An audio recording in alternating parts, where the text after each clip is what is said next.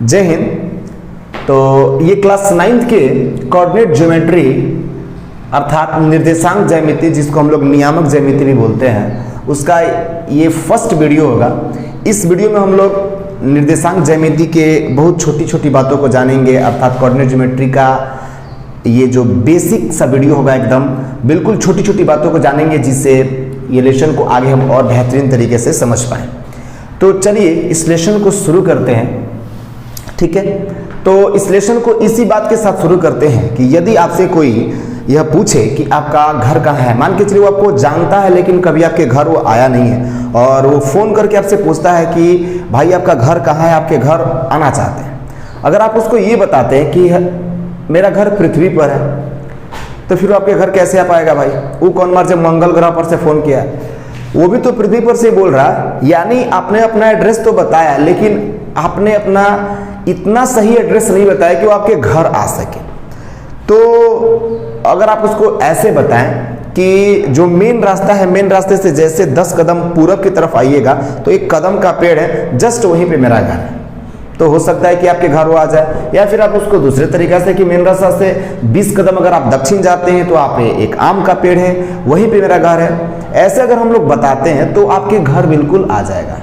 हम इन दोनों उदाहरणों में हमने देखा कि हमने पेड़ का और कदम के पेड़ का या फिर सड़क का हमने क्या लिया, सहारा लिया, तब वो व्यक्ति हमारे घर तक पहुंच पाया, ठीक है। तो इन सारी बातों को बताकर सिर्फ आपको हम यही समझाना चाहते हैं कि अगर हम किसी चीज़ का एड्रेस बताना चाहते हैं, किसी को लोकेट करना चाहते हैं, तो हमें किसी न किसी चीज़ का सहारा लेना पड़ेगा। जैसे इन उदाहरणों में हमने सड़क का सहारा लिया, पेड़ों का सहारा लिया, तब हम अपने एड्रेस को क्या कर पाए, सही से बता पाए।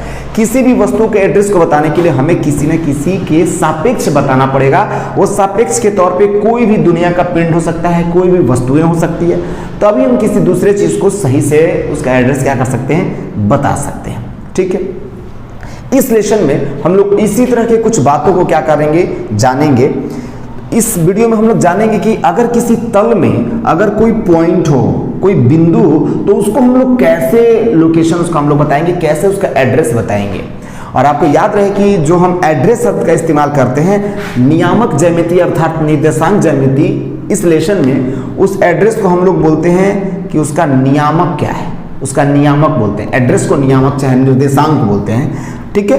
तो आइए हम लोग जानेंगे इस लेसन में कि अगर किसी तल में, तल क्या होता है भाई, तो तल क्या होता है, तो अगर कोई भी प्लेन अगर पृष्ठ है, प्लेन अगर सरफेस है, तो हम लोग उसको तल बोल सकते हैं। जैसे जिस फर्श पे आप चलते हैं वो फर्श भी एक तल माना जा सकता है। अगर एक दीवार है तो दीवार के भी पृष्ठ को एक हम लोग क्या मान सकते हैं भाई, तल मान सकते हैं। या फिर छत का जो आंतरिक जो सतह है उसको भी हम लोग क्या मान सकते हैं, एक तल मान सकते हैं। तो उस तल में अगर किसी भी तल में अगर कोई बिंदु रहे तो उसको कैसे रिप्रेजेंट करेंगे, कैसे उसको लोकेशन हम उसका बता पाएंगे, इसी के बारे में हम इस लेसन में क्या करेंगे भाई, अध्ययन करेंगे। चलिए, तो इसी बात को बताने के लिए ये रेने देकार्ते साहब ने दुनिया वालों को सबसे पहले बताया कि अगर किसी तल में कोई बिंदु हो तो उसको हम लोग कैसे उसका एड्रेस बताएंगे, अर्थात कैसे उसका निर्देशांक बताएंगे, कैसे उसका नियामक बताएंगे। तो सबसे पहले रेने देकार्ते ने ही दुनिया वालों को ये बात बताई। देख सकते हैं आप, ये फ्रांस के रहने वाले थे, दार्शनिक भी थे, साथ साथ गणितज्ञ भी थे, ठीक है। इनका जन्म देख सकते हैं आप। तो इनका एक मान्यता थी, और इनकी मान्यता ये थी, जैसे हमारे आसपास कुछ ऐसे लोग होते हैं जो सुबह अगर सो के उठते हैं तो उठ तो गए होते हैं लेकिन बेड पर ही लेट कर कुछ सोच रहे होते हैं। ऐसे किसी किसी की आदतें होती है। तो बिल्कुल इसी प्रकार का आदत इस भाई साहब का था, रेने देकार्ते साहब का। वो भी क्या करते थे, जब भी उनको सोचना होता था तो वो लेट कर सोचते थे। मतलब उनकी मान्यता ये थी कि अगर इंसान को अच्छी तरीके से सोचना है, बेहतरीन तरीके से अगर आपको सोचना है, तो आपको क्या कर जाना चाहिए, लेट कर सोचना चाहिए। तो जब भी इनको भी अगर कुछ सोचना होता था तो वो लेट जाते थे और लेट कर सोचते थे, ठीक है। तो एक बार की बात है कि वो लेट कर सोच रहे थे, तो सोचते सोचते उन्होंने देखा कि जिस छत के नीचे वो लेटे थे उस छत के आंतरिक दीवारों पर कुछ बिंदु था जिन पर इनका नजर पड़ा। तो उन्होंने सोचा कि अगर इस बिंदु का नियामक बताया जाए, अगर इस बिंदु का एड्रेस बताया जाए तो कैसे बता पाएंगे, यह एक तल में है तो कैसे बता पाएंगे। तो अब हम लोग इस लेसन में यही जानेंगे कि किसी तल में अगर कोई बिंदु हो तो उसका एड्रेस कैसे बताया जाएगा, अर्थात निर्देशांक, अर्थात ये रेने देकार्ते साहब ने क्या सोचा। आइए हम उन बातों को जाने कैसे उस बिंदु का एड्रेस बताया जाए। ठीक है, चलिए। तो अगर हम आपसे पूछते हैं कि माना कि यह एक बिंदु है ना, ठीक है, इसका नाम हम ए रखते हैं। अगर आपसे हम ये पूछें कि यह बिंदु कहाँ है, तो आप कहेंगे सर बोर्ड पे है। सही बात है भाई, बोर्ड पे है। ये बिंदु कहाँ है भाई, बी मान लेते हैं। ये बिंदु एक सी है, ये कहाँ है, तो ये तो सब बोर्ड पर ही है। लेकिन आप देख रहे हैं सब अलग अलग जगह पर है, तो आखिर में इसको कैसे बताया जाए। बोर्ड पर तो है, लेकिन सही लोकेशन कैसे बताया जाए कि ये पता चले कि ये सब अलग अलग है। ठीक है, तो सोचिए जरा इसको कैसे बताया जाए। तो हम क्या कर सकते हैं, हम ये जो किनारा है, जो बायां वाला किनारा है, हम इसका सहारा लेकर इस बिंदु का लोकेशन बता सकते हैं। जैसे हम ये बोल देंगे कि ये जो बायां वाला जो किनारा है, आपका भी इस तरफ बायां पड़ रहा होगा, तो बायां वाला किनारा से ये ए बिंदु जो है वो 40 सेंटीमीटर लगभग आप माप सकते हैं, 40 सेंटीमीटर दाहिनी ओर है। उसी प्रकार अगर हम इसके बीच की दूरी को अगर 5 सेंटीमीटर ही माने तो हम बता सकते हैं कि यह बी बिंदु जो है वो बायां वाला किनारा से 45 सेंटीमीटर क्या है मेरे भाई, दाहिनी ओर है। ये सी बिंदु कहाँ है, अगर इसको भी हम लोग 5 माने तो क्या मान सकते हैं कि यह सी बिंदु ये बायां वाला किनारा से 50 सेंटीमीटर दाहिनी ओर है। इस प्रकार हम क्या कर सकते हैं, इन तीनों बिंदु का एड्रेस बता सकते हैं। ठीक है, तो लेकिन एक और बात, अगर यहां पर एक और हम बिंदु ले लेते हैं, यहां पर एक और बिंदु ले लेते हैं, यहां पर एक और बिंदु ले लेते हैं, ये ए है, हम इसको पी क्यू और इसको आर बोल देते हैं। तो फिर अगर हमसे ये पूछा जाए कि ये बिंदु कहाँ है, तो हम बता देंगे जैसे अभी आपने बताया कि क्या है मेरे भाई, ये बायां वाला किनारा से 40 सेंटीमीटर दाहिनी ओर है। तो अगर ये देखें तो ये सब तो एक ही लाइन में है, तो P बिंदु कहाँ है भाई, तो P बिंदु भी तो बायां वाला किनारा से 40 सेंटीमीटर दाहिनी ओर है। Q बिंदु, R बिंदु भी बायां वाला किनारा से 40 सेंटीमीटर दाहिनी ओर ही है।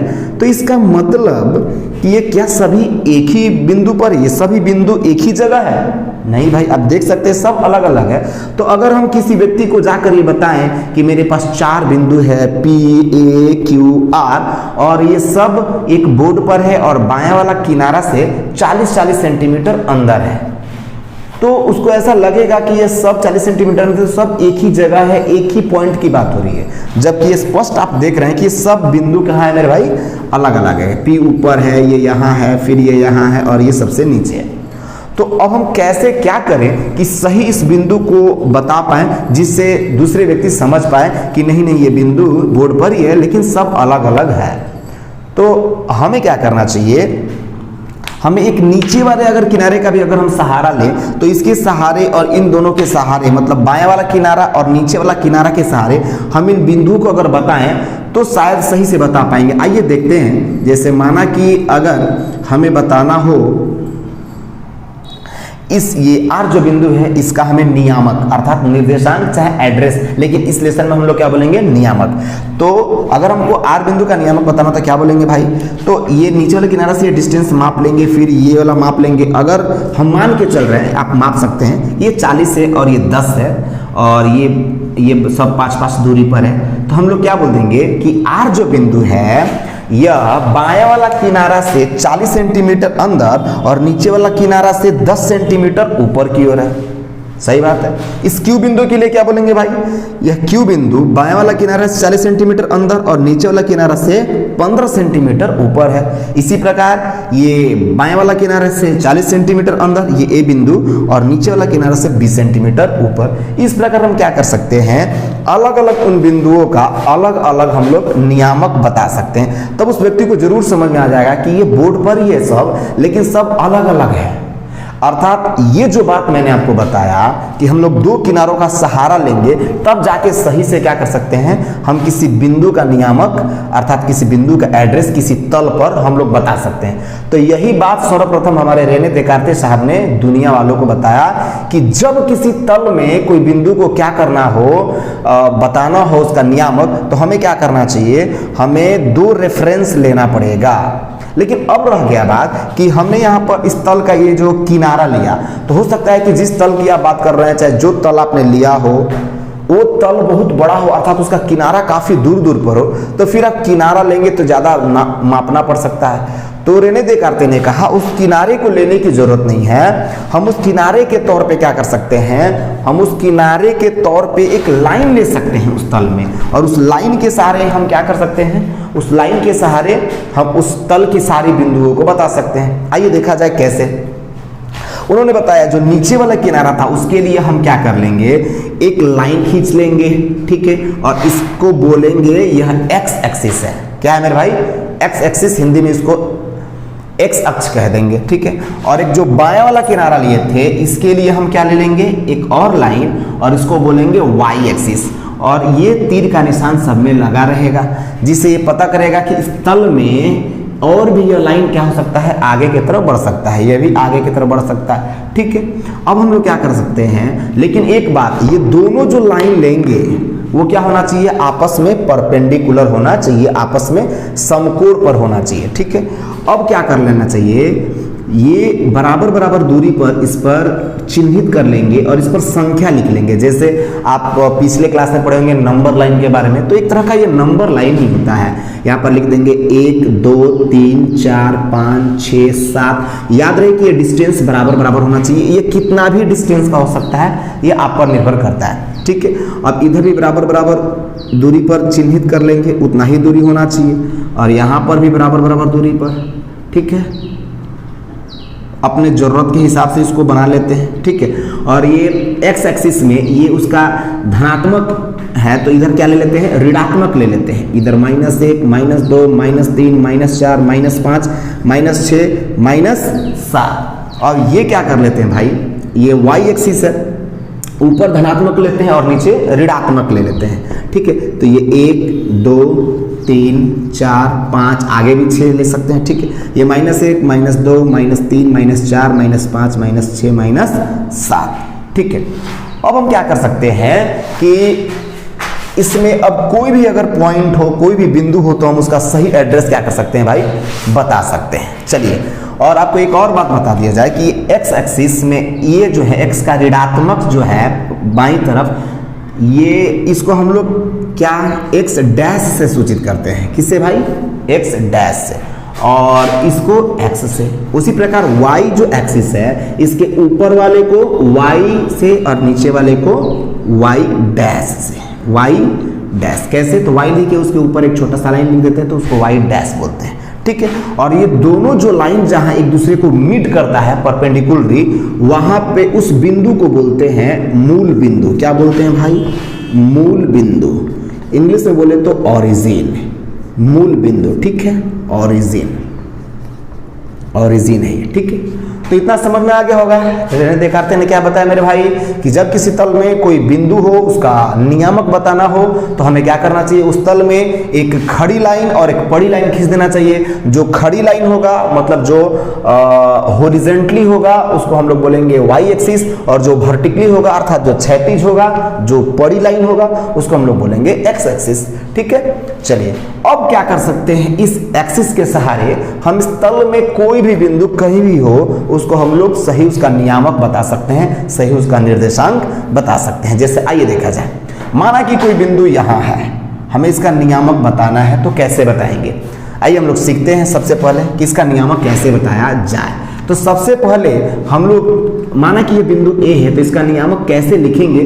तो सबसे पहले याद रहे कि हम क्या करते हैं, इस बिंदु का वाई एक्सिस से जो दूरी है वो लिखते हैं, और उसके बाद से एक्स एक्सिस से दूरी लिखते हैं, और दोनों के बीच में एक कॉमा रहता है। इसी प्रकार उसका हम एड्रेस लिखते हैं, नियामक लिखते हैं। चलिए, तो इस बिंदु का इससे दूरी कितना होगा, ये दूरी होगा। तो अगर आप ध्यान दें तो जितना दूरी ये है उतना ही दूरी ये है। आपने जो ये नंबर लाइन लिया है, ये बिल्कुल स्केल का काम करेगा, ये बताएगा कि इस पॉइंट से कितनी दूरी पर है, ठीक है। तो जितना दूरी ये है उतना ही दूरी है। तो ये तो 3 है, देख रहे हैं ना, 1 2 3।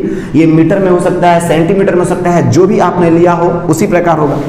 तो ये 3 दूरी पर है, तो ये भी 3 दूरी पर, अर्थात इसका वाई एक्सिस से इस ए बिंदु की दूरी 3 है, तो इसको लिख लीजिए, एक कॉमा लगा लीजिए, ठीक है। अब चलिए, अब x एक्सिस से दूरी को लिखते हैं। तो x एक्सिस से दूरी कैसे मालूम चलेगा? तो अगर इसको यहाँ पे मिलाएं तो ये x से दूरी हो तो ये कितना होगा, तो ये y एक्सिस बता देगा। कितना होगा मेरे भाई? तो देखिए ये यहाँ से यहाँ तक 4 है, तो जाहिर सी बात है ये अभी कितना होगा, 4। अर्थात ये बिंदु ये x एक्सिस से कितनी दूरी पर है, 4 दूरी पर है। अब 4 लिख के इसको कोष्ठ के अंदर बंद कर दिया जाता है। इसी प्रकार हम क्या करते हैं, किसी तल में किसी बिंदु का नियामक लिखते हैं, उसका कोऑर्डिनेट लिखते हैं। ठीक है, तो समझ में आ गया होगा आपको। अब आइए, इसी प्रकार हम क्या करते हैं, एक और कोई बिंदु ले लेते हैं। जैसे माना कि कहीं भी बिंदु ले लेते हैं, जैसे एक और बिंदु ले लेते हैं यहाँ पर, यहाँ कोई बिंदु ले लेते हैं यहाँ पर। ठीक है, इस बिंदु का नाम हम B मान लेते हैं, इसका हमें नियामक लिखना है। तो क्या करेंगे, तो सबसे पहले आपको बता दें कि y अक्ष से दूरी सबसे पहले, दूसरा x अक्ष से दूरी। आइए y अक्ष से दूरी निकालते हैं। तो y अक्ष से कितना दूर है भाई, तो यहाँ से इसको मीट कर सकते हैं, आप मिला सकते हैं। तो ये जितना लंबा होगा उतना ही होगा। तो ये देख रहे हैं ये तो 5 है भाई, तो ये भी 5 होगा। अर्थात पहले 5 लिख देंगे और फिर क्या लगा देंगे भाई, कॉमा लगा देंगे। अब x एक्सिस से दूरी मापेंगे, तो इसको अगर मिला दिया जाए तो ये जितना लंबा होगा उतना ही दूरी होगा इस x एक्सिस से। तो ये कितना लंबा है, तो ये स्केल बता देगा, अर्थात ये y एक्सिस बता देगा। तो ये 3 है भाई, तो ये भी कितना होगा, 3। तो यहाँ पर लिख देंगे 3 और इसको कोष्ठ के अंदर बंद कर देंगे, स्मॉल कोष्ठ के अंदर। अतः यही b का नियामक क्या हो गया, 5 3। a का नियामक क्या हो गया मेरे भाई, 3 4। तो समझ में आ गया होगा। आइए यहाँ पर देख लेते हैं, एक और बिंदु ले लेते हैं। यहाँ पर अगर कोई बिंदु हो, उसका नियामक हमें लिखना हो, हम इस बिंदु को C मान लेते हैं। तो इसको कैसे रिप्रेजेंट करेंगे, कैसे इसका नियामक निकालेंगे? तो जैसे आपने देखा कि सबसे पहले हम क्या लिखते हैं, y एक्सिस से दूरी और बाद में लिखते हैं x एक्सिस से दूरी। अर्थात पहले y अक्ष से कितना दूर है और तब x अक्ष से कितना दूर है। इस प्रकार आपने दोनों देखा। एक और आपको उपाय हम बता देते हैं, आपको ऐसे भी इसका नियामक लिख सकते हैं, इसका निर्देशांक लिख सकते हैं। आप ये मानिए कि हम कहाँ बैठे हैं, हम मूल बिंदु पर बैठे हैं। ये मूल बिंदु है। मूल बिंदु किसको कहते हैं भाई, तो जहां x एक्सिस और y एक्सिस एक दूसरे को कट करता है उसको मूल बिंदु बोलते हैं। तो आप मानिए कि हम मूल बिंदु पर बैठे हैं और हमें इस C बिंदु के पास जाना है और सबसे पहले x पर चलना है और तब y पर चलना है। ठीक है, तो मान के चलिए ऐसे अगर देखा जाए तो सबसे पहले इस बिंदु पर आना है C पर। तो मूल बिंदु पर हम बैठे हैं, तो इधर चले चले चले चले चले चले फिर यहाँ है कितना, -4। तो पहले लिख दीजिए -4। ठीक है, उसके बाद इधर चलना पड़ेगा, चले चले। तो ये कितना चले, तो ये बता सकता है y एक्सिस, तो 2।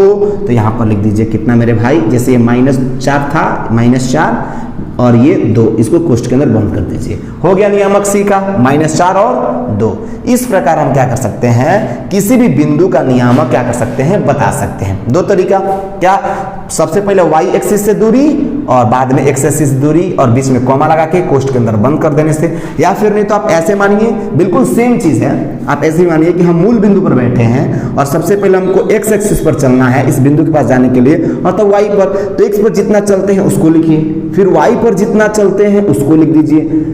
इस बिंदु पर पहुंचने के लिए x पर जितना चलते हैं उसको लिखिए, फिर y पर जितना चलते हैं उसको लिखिए, और इस प्रकार जितना भी चलते हैं उसको लिख के कॉमा के कोष्ठ के अंदर बंद कर देते हैं, बीच में कॉमा लगा देते हैं। तो यही कहलाता है इसका निर्देशांक, नियामक, चाहे कोऑर्डिनेट। समझ में आ गया? चलिए, उम्मीद करता हूं कि आपको समझ में सब आ रहा होगा। ठीक है, एक और इसमें ध्यान देने योग्य बातें हैं कि जैसे ही हम किसी तल में क्या करते हैं कि x एक्सिस और एक y एक्सिस जब खींचते हैं तो वो तल 4 भागों में बढ़ जाता है। कितने भागों में बढ़ जाता है भाई, 4 भागों में। देख सकते हैं आप, 1 2 3 4 भागों में बढ़ जाता है। तो इस प्रत्येक भाग को हम लोग हिंदी में चतुर्थांश कहते हैं और इंग्लिश में क्वाड्रेंट कहते हैं। क्वाड्रेंट इसको बोलते हैं फर्स्ट क्वाड्रेंट, इसको सेकंड क्वाड्रेंट, इसको थर्ड क्वाड्रेंट, इसको फोर्थ क्वाड्रेंट। हिंदी में बोले तो इसको प्रथम चतुर्थांश, इसको द्वितीय चतुर्थांश, इसको तृतीय चतुर्थांश और इसको चतुर्थ चतुर्थांश भी बोला जाता है। तो समझ में आ गया होगा। अब आप कहेंगे कि अगर कोई बिंदु यहाँ हो तो उसको कैसे हम उसका नियामक लिखेंगे, ये लाइन तो यहीं तक है। तो भाई हम क्या करेंगे, इस लाइन को और आगे तक ले लेंगे। ये 5 है, बराबर बराबर दूरी पर और बढ़ाते जाएंगे, चिन्हित करते जाएंगे। ये 5 है तो ये 6 7 8 9 10 11। ये तीर का निशान यही बताएगा कि जितना दूर तक ये बढ़ना चाहिए इस तल में आगे बढ़ सकता है, उस तल के अंतिम छोर तक चला जाएगा। तो कहीं भी इस तल में बिंदु हो, आप उसको क्या कर सकते हैं, इस x एक्सिस के और y एक्सिस के सहारे आप उसका नियामक लिख सकते हैं। तो समझ में आ गया होगा रेने देकार्ते ने क्या बताया भाई, तो समझ में आ गया आपको। चलिए अब एक और बात कि जब किसी तल में अगर कोई बिंदु हो तो उसको रिप्रेजेंट करने के लिए आप एक्स अक्ष और वाई अक्ष क्या कर देंगे, खींच देंगे आपस में परपेंडिकुलर। लेकिन जब दूसरा कोई बिंदु ड्रॉ करना तो उसके लिए दूसरा एक्स अक्ष वाई अक्ष नहीं खींचेंगे, एक तल में एक ही एक्स अक्ष और एक ही वाई अक्ष होगा और उसी के सहारे उस तल के जितने भी बिंदु हैं सभी को क्या किया जाएगा, सभी को उसी के सहारे उसका नियामक बताया जाएगा, उसका निर्देशांक बताया जाएगा। अलग अलग बिंदु के लिए अलग अलग नहीं खींचा जाएगा। तो समझ में आ गया होगा। तो इस वीडियो के अंतर्गत हम लोग यही सीखे कि अगर किसी तल में, तल आपने समझा मेरे भाई, अगर किसी तल में कोई भी बिंदु हो तो उसको कैसे रिप्रेजेंट किया जाता है। ठीक है, ये रहने दे कार्ते ने सबसे पहले दुनिया वालों को बताया जो आज हमने सीखा। समझ में आ गया।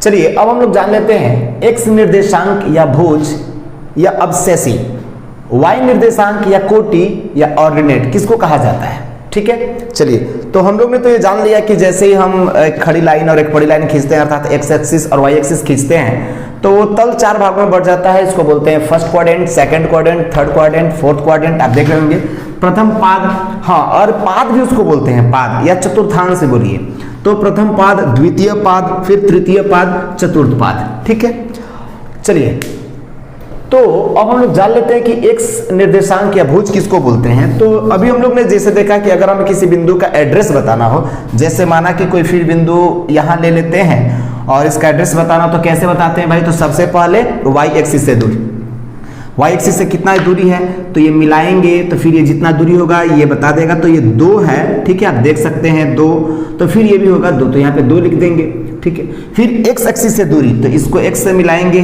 ठीक है, तो ये कितना होगा, तो जितना होगा ये बता देगा स्केल, कितना होगा मेरा 6, तो यहाँ पे 6 लिख देंगे। अतः ये बिंदु को क्यू मान रहे हो तो क्यू का नियामक हो गया 2,6, 2,6। समझ में आपको आ गया। चलिए तो इसमें जो ये 2 है इसी को बोलते हैं एक्स निर्देशांक। मेरे भाई याद रहे कि सबको बोलेंगे निर्देशांक, क्यू का निर्देशांक है 2,6, लेकिन ये जो है इसी को बोलेंगे एक्स निर्देशांक और ये 6 को बोलेंगे वाई निर्देशांक। यानी इसको बोलेंगे 6 को भुज और इसको बोलेंगे कोटि। ऐसे भी कोई पूछ सकता है कि इस पॉइंट का भुज कितना है, तो जो वाई एक्सिस से दूरी है मेरे भाई, वाई एक्सिस से दूरी 2 है ना, इसी को बोलते हैं भुज। और जो एक्स एक्सिस से जो इसकी दूरी है अर्थात एक्स अक्ष से जो दूरी है उसको बोलते हैं कोटि। तो इसका कोटि कितना है मेरे भाई, कोटि कितना है इसका, तो ये है 6 और इसका भुज कितना है तो ये है 2।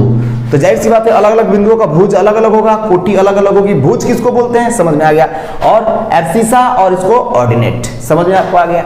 चलिए अब हम लोग जान लेते हैं ये चिन्ह जो लिखे हैं इसका क्या अर्थ होता है। ये चिन्ह तो जैसे अगर कोई बिंदु यहां ले ले, चाहे ये जो बिंदु लिए हैं तो आप देख रहे हैं कि 2 किस में है मेरे भाई, प्लस में है, ये 6 किस में है, प्लस में है। अर्थात कोई भी इस मतलब चतुर्थांश में, इस क्वाड्रेंट में कोई भी बिंदु होगा तो उसका एक्स क्वाड्रेंट में जो होगा वो क्या होगा, वो पॉजिटिव होगा और वाई क्वाड्रेंट भी क्या होगा, पॉजिटिव होगा। अर्थात एक्स नियामक भी धनात्मक और वाई नियामक भी धनात्मक, इसीलिए यहाँ पे धनात्मक का चिन्ह लिखा गया है। यानी दोनों इसके नियामक जो होते हैं, एक्स नियामक और वाई नियामक दोनों प्लस होते हैं। आप देख सकते हैं कोई और भी हम बिंदु ले लेते हैं, जैसे माना कि मैंने यहाँ पर एक बिंदु ले लिया है ना, इस बिंदु का हमने नाम रख दिया ये क्यू है तो इसको ले लिया हमने आर। चलिए इसका नियामक लिखना है तो कैसे, तो इससे दूरी तो ये कितना है, तो देख लीजिए ये बता देगा 4 लिख दिए कॉमा, फिर इससे ये कितना दूर है तो ये बता देगा ये है 3, तो ये कितना हो गया 3।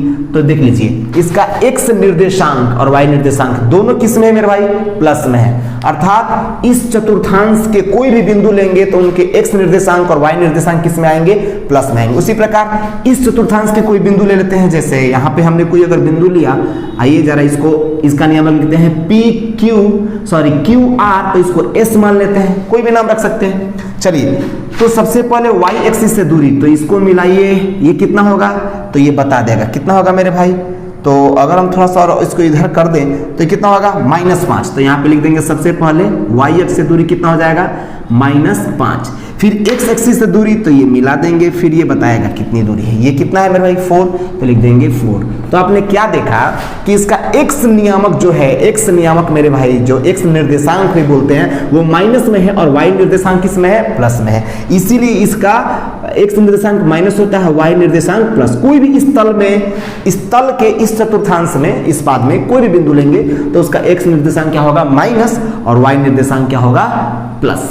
इसी प्रकार इसमें कोई भी ले लेंगे, जैसे एक लेके देख लेते हैं। मान के चलिए यहाँ पर हमने कोई एक बिंदु ले लिया, इसका निर्देशांक लिखना है, इसको हम लोग a मान लेते हैं। तो कैसे लिखेंगे, पहले y से दूरी, तो ये मिला देंगे, फिर ये बता देगा ये कितना है, तो -4, ठीक है। या फिर वही बात कि मूल बिंदु पर बैठे हैं, पहले x पर चलना है फिर y पर चलना है, ऐसे भी जान सकते हैं। चलिए तो मान के चलिए, तो इसका x से दूरी कितना है, तो x से मिलाइए, तो ये कितना है ये बता देगा -2, तो -2। आप क्या देख पा रहे हैं कि यह -4 -2, यानी इस चतुर्थांश में कोई भी बिंदु ले लेंगे तो उसका x निर्देशांक भी माइनस होगा और y निर्देशांक भी माइनस ही होगा। यहां पर लेकर देख लेते हैं, एक प्लस में आएगा एक माइनस में, आइए चेक कर लेते हैं भाई। चलिए यहां पर हमने कोई बिंदु ले लिया यहाँ पे। चलिए तो अब ऐसे चलते हैं कि हम मूल बिंदु पर बैठे हैं, तो मूल बिंदु पर बैठे हैं, सबसे पहले x पर चलते हैं, ये याद रखना है भाई। तो x पर चलते हैं, तो x पर चले चले चले फिर यहाँ है, ठीक है 6, तो पहले लिख देंगे 6। फिर y पर चले चले कितना, -2 चलना पड़ा तब यहाँ तक पहुंचेंगे। अरे यहाँ तक चलेंगे ना, यहाँ से यहाँ तक, तो ये कितना होगा, -2 ही होगा, तो यहाँ पर लिख देंगे -2। तो आपने क्या पाया कि इसका x जो नियामक है वो प्लस में है और y नियामक किसमें है, माइनस में है।